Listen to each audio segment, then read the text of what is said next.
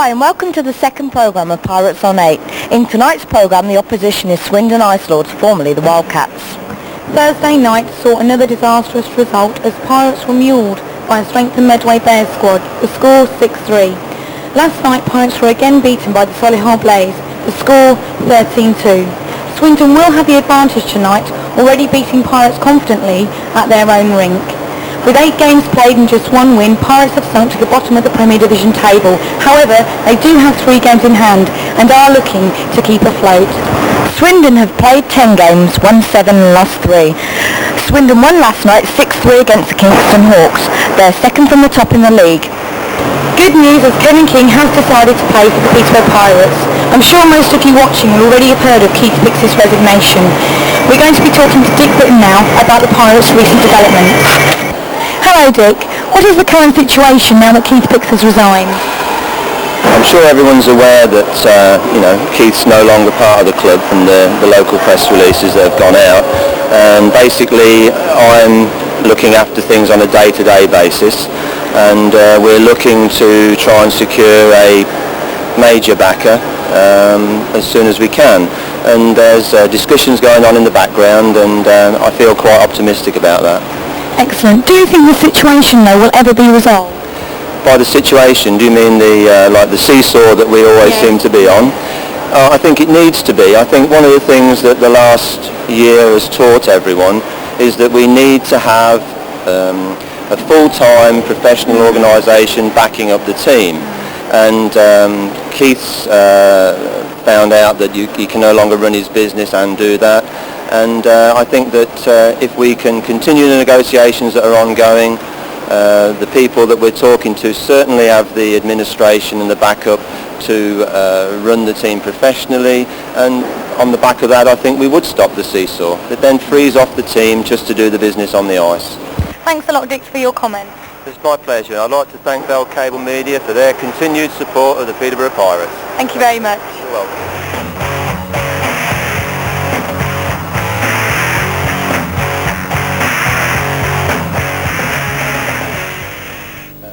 What do you think of the current situation so far this season? I think it's a great shame because the ones that we've got here are really trying hard, but they just need some more backup. Definitely. What do you think is a favourite player for you? Favourite player? Got to be Marco. Got to be Marco. Do you hope to see Here? Do you hope to see him back soon? Yes, I do. How long have you been watching the Pirates for? Nearly 10 years now. What do you think of the current performances this season? Performances this season are the worst I've ever seen, really, but it's not entirely the players' fault. It's I think it's the management more than anything, because we lost all the imports. We're playing without imports, and it's not doing anybody any good, really. What player stands out for you this season? Well, Panzeri stands out as a netminder, but at the moment I don't think he's legally played for us, which I can't understand this, because with Tony Oliver behind us, these things should have been sorted out. We've been very disappointed. How long do you think it will be before the Pirates get their situation back on the road? Well, I hope it'll be as soon as possible, because we're well into the season now, and it's no good just keep hoping. You know, things have got to get right as quickly as possible. What do you think the outcome will be tonight? I hope we win, but I think our players, if they keep their heads together, they will win. What players stand out for you in the squad? Pardon? What players stand out for you in the squad? Sean, all of them actually. Especially our young goldminder, I think is really good. Simon Wren? No, the younger one.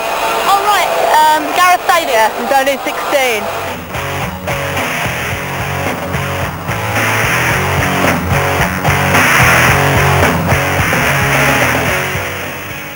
Okay Tony, what do you think tonight's game will come out as?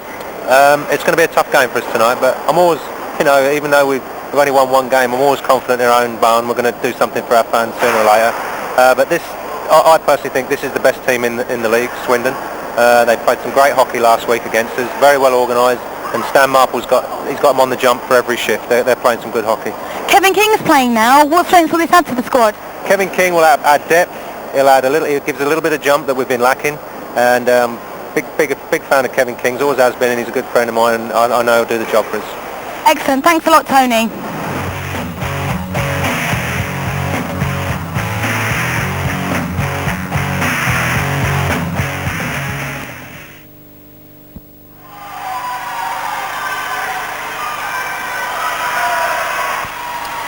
Swindon Ice Lords then, second in the Premier League going into this game and one of the favourites to take the title, certainly with strength and depth. And they come out meaning business. They win a power play early in the game and Pirates are under the cosh right from then on inwards. This is the face-off in Pirates territory that leads to the goal. Back to the blue line. Simon Wren just can't see where the puck is and it's in the back of the net before you know it.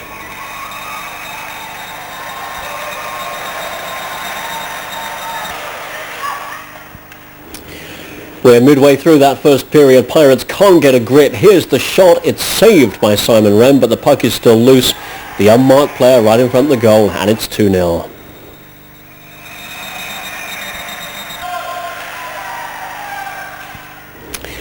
Swindon looking the more organised side throughout this game, and here comes the third goal. You can tell they've practiced this manoeuvre. The passes go around. Simon Wren thinks he saved it, but it's gone through his legs. It's in the back of the net for 3-0 Swindon.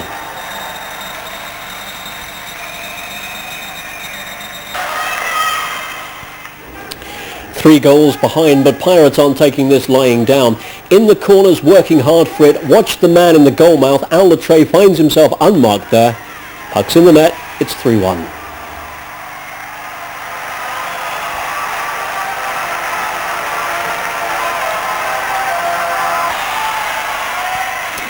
Well, Swindon didn't like that, and they're coming forward now to try and get their fourth goal, which they do manage. This shot is saved. Ian Pound gets his legs in front of it. But just like those previous goals, it's fumbled in with Simon Wren, the goalkeeper, lying on the ice. Into the second period then, and Pirates trailing 4-1 at this stage. There's Kevin Kinglet right in the middle of the screen, making a welcome return to the side, and a popular return as well, judging by the crowd's reaction. This is his 300th game in a Pirates uniform, and Pirates want that goal. Johnny Cotton there in the goal mouth gets the shot away, 4-2. And you can tell Johnny's a happy man.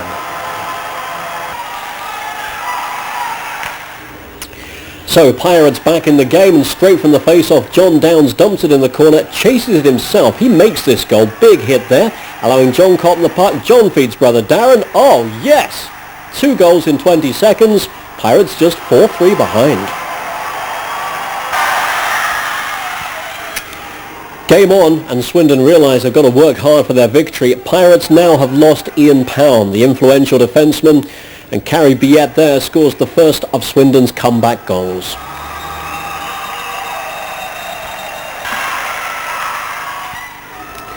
Well, Pirates had 2 goals in 20 seconds, and Swindon fancy a bit of the same as well. This is a nightmare smell for Pirates, and it's Murtavara who takes the puck through all the way unmarked and in the net.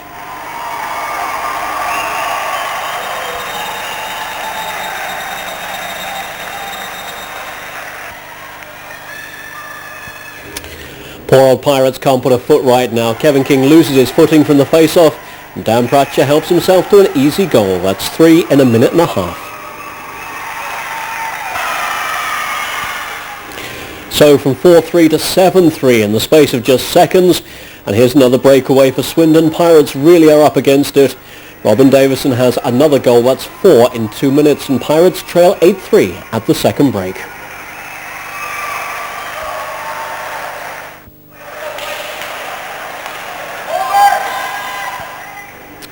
We're into the final period. Swindon have a reputation for being the fittest team in the league. They're about to prove it.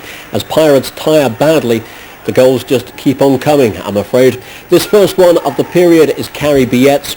You can tell that Pirates are just too tired to keep up with the play. However, Pirates are nothing if not hard work, as Darren Cotton has a great attempt there, saved by his GB under-21 teammate Jamie Thompson. Straight away though, Swindon have the breakout, and it's just easy for them as they walk in their 9th goal.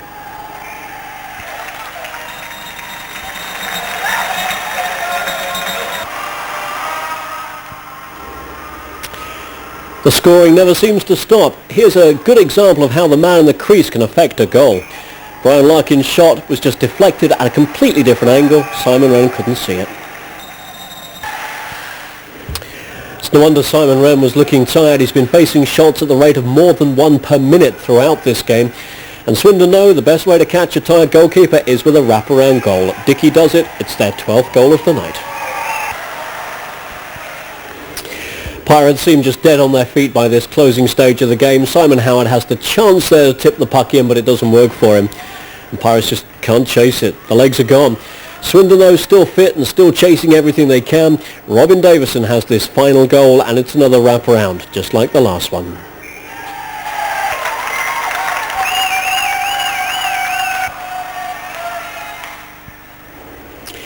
So it's been a game of two halves in many ways. 35 minutes gone and Pirates are only 4-3 down. Then Ian Pound got injured and left the game. And Pirates in the last 25 minutes conceded 9 unanswered goals.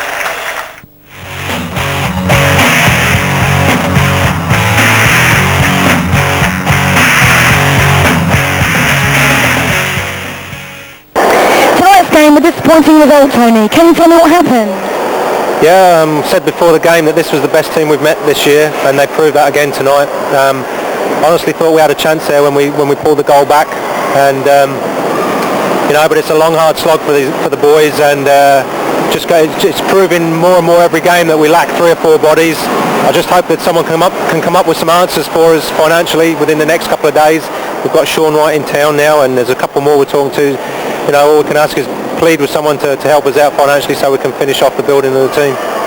In the press this week, you said that the team would be playing defensive hockey. It seemed to be pretty much attacking tonight. What would you say? Well, they say a good defence is a good offence, and offensively we've got enough bodies out there to put the puck away, but we do lack defence, and forwards can only do so much in the defence. Obviously they can help the defensemen out, they can come down and help out, but that's not the problem. We lack bodies and we've got to get them in. Second period, there were 2 goals in a very short space of time. Are you pleased with that? Oh yeah, definitely. I've got to take my hat off to the boys. They're giving everything they can at the moment, and they're just waiting for someone else now to come in and do their bit. Kevin King, obviously a vital team member. Was it his speed or his gameplay that attracted you to him? Yeah, as I said, we've known Kevin for a long time.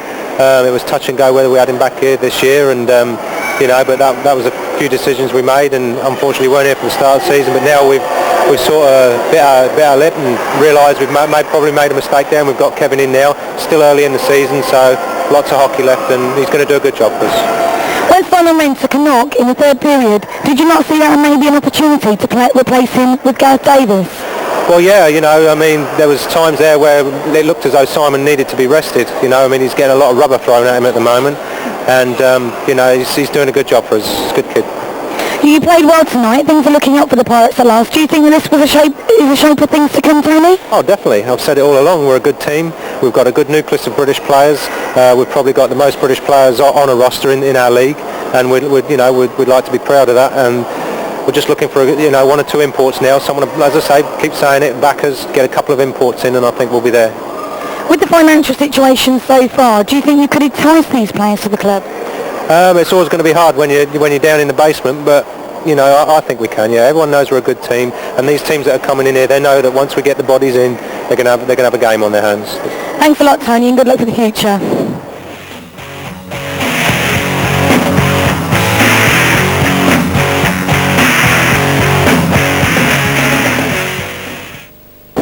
Very good game, very end-to-end ice hockey, and it's a shame that Peterborough just haven't got enough players to keep going. What do you think about the current situation with the management? The management are doing their best, but things around them just, And who is your best player? Well, I'm boss from Milton Keynes, so a few of the Milton Keynes players are there. Perkins, Pound, Simon Howard, I think, stands out. First period, second period, I thought we'd done quite well. When we pulled back to 4-3, I really thought it was in a shout. The crowd got behind the players seemed lifted, but unfortunately it didn't work out like that again. When Simon Wren took a knock in the third period, do you think he should have maybe been substituted? No, I think he took a knock. He seemed all right. The helmet come off. It was quite hard, but there's some hardy lads. What strengths do you think that the Pirates should actually work on? What they work on, I think the defence, I think we need some, not necessarily some bigger players in defence, but I think we need more defencemen. We've got 2 or 3 good players that play in defence, but I think one other thing they really badly need a goal scorer. They haven't got an out-and-out scorer. What about Kevin King's performance tonight? I'm quite a fan of Kingy, to be honest with you. I think Kingy deserved his man of the match. He always gives 110% every game he plays in. Yeah. Okay.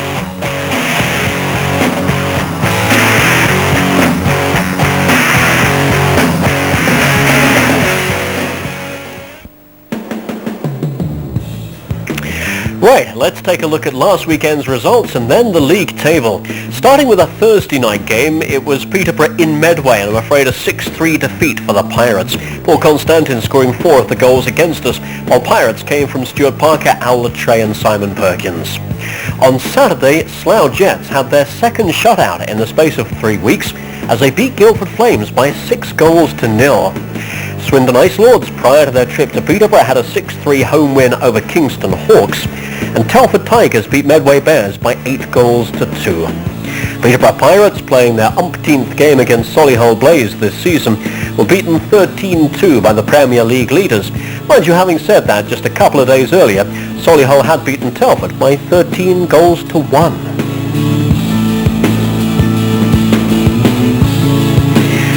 Sunday's results from October the 20th, and Solihull Blaze continued their winning streak, but found it hard work to win at struggling Medway Bears, eventually coming out on top by 6-4, but it took them 3 goals in the space of 2 minutes in the final period to get the win. Guildford Flames were 8-2 winners over Telford Tigers, and Slough Jets kept up their run of good form by winning in Kingston 4-3 over the Hawks. The other game on Sunday was the one we just watched. That's Swindon Ice Lords winning 13-3 at Peterborough.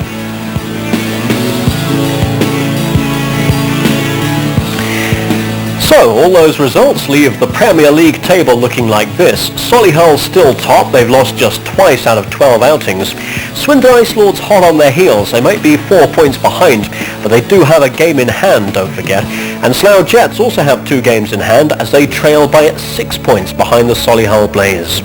Guildford Flames keeping in with the pack, they too have games in hand, but then it's Telford and Kingston propping up the bottom half of the table ahead of Medway and the struggling Peterborough Pirates, but they too have 3 games less than everybody else played. Telford might be in the bottom half of the table, but they have the leading scorer in Claude Dumas, 18 goals and 14 assists from 12 matches, just ahead of Steve Chartrand of Solihull Blaze, who scored 29 points, 3 fewer. The leading netminder is Swindon's Jamie Thompson, the man we've just been watching in action against the Peterborough Pirates. He has a save percentage of more than 90 and a goals against average of 2 3/4. The leading penalty taker, as we saw last week, Steve Carpenter of Solihull with 96 penalty minutes from just 12 games. So that was Peterborough Pirates at home against the Swindon Ice Lords. The next big adventure is back-to-back games with Kingston Hawks at Kingston Saturday, at home on Sunday. I'm afraid to say it's no exaggeration to say that those might be the last games that Pirates ever play. There is somebody who is prepared to come in and take over the team, and we can reveal here and now that that man is the brains behind Peterborough Speedway, the big success story in local sport, Peter Oakes. He's now willing to give his expertise to save the Peterborough Pirates, but only if 5 conditions are met. 1, that the rink are happy for him to take over. He's had a preliminary meeting and the rink say yes, they are behind him. 2, that the league are happy. Likewise, they have had a meeting and the league are happy for him to step in. 3, that the players are happy. That meeting's taking place any day now. 4, that the other teams in the Peterborough area are prepared to work alongside him, and that meeting is also to come in the next day or 2. And finally, and most importantly, that the supporters want Premier League or professional ice hockey to survive in Peterborough. Now to that end, there'll be a public meeting right after Sunday's game at the Ice Rink Bar, 10 minutes after the game finishes. If there's just 200 or 300 people there, Peter Oakes will say, "Thanks, but no thanks, I'm not interested." We need a good turnout at that meeting after the game on Sunday to persuade Peter Oaks that professional ice hockey in Peterborough is worth saving. Please be there. Pirates played better than expected tonight. The scoreline 13-3, in my opinion, not justifying the gameplay. Kevin King is a player definitely to watch out. He received the Man of the Match award this week. Make sure you tune into Pirates on 8 to watch the action. Good night. Good night.